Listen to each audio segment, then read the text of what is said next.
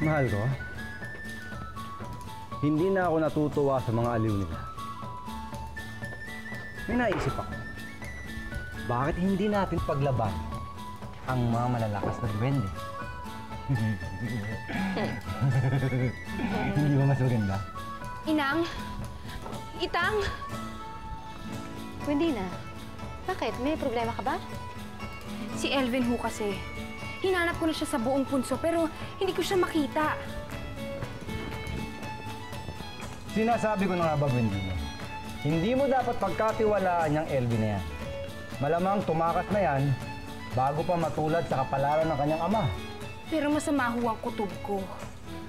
Iba ang pakiramdam ko, Inang. Kung talagang importante sa'yo, Gwendina, pwede kong gamitin ang kapangyarihan ko para mahanap siya. Salamat po, Inang. Kailangan ko na makalis sa lugar nito. Kailangan mo kumahan ng sombrero ko. Hindi ko na kaya. Ayaw na maging raping at malumpit na selling na yan. Hindi ko na kaya.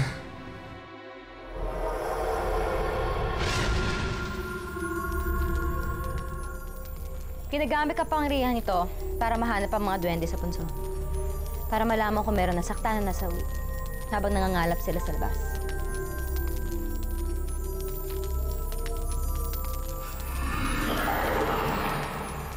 Inang, ano nangyari?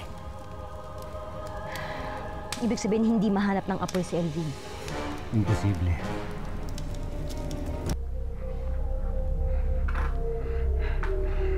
Nawawala si Elvin. Paano nangyari yun? Nuno Humberto, nasaan si Elvin? Alam kong may alam ka kung nasaan siya. Bakit hindi siya mahanap ni Inang? Magsalita ka, Nuno Humberto!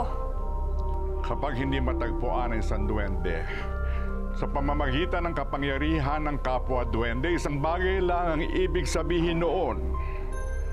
Nakuha na ng isang mortal ang sombrero ng nawawalang duwende at ginawa na siyang alipin nito.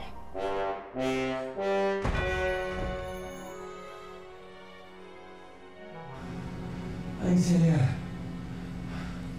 Ibalik ko na lang aking sombrero.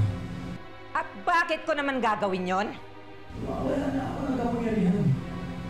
At umihina na ang katawan mo. Hindi pwede! Ano kahibang? Ano, mamaya dyan, binalik ko sa'yo ang sombrero mo, bawian mo pa ako. Manigas ka dyan. Dyan ka mamamatay. Makasama ako.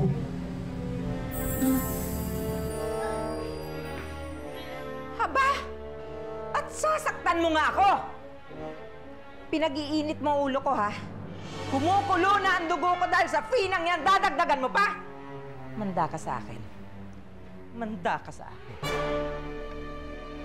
Alipin ng isang tao? Kailangang mahanap siya sa lalong madaling panahon ang nawawalang duwende bago mahuli ang lahat. Anong ibig niyo sabihin bago mahuli ang lahat? Bago maubos ang lakas at kapangyarihan niya at tuluyan na siyang mamatay. Sige! Manigas ka!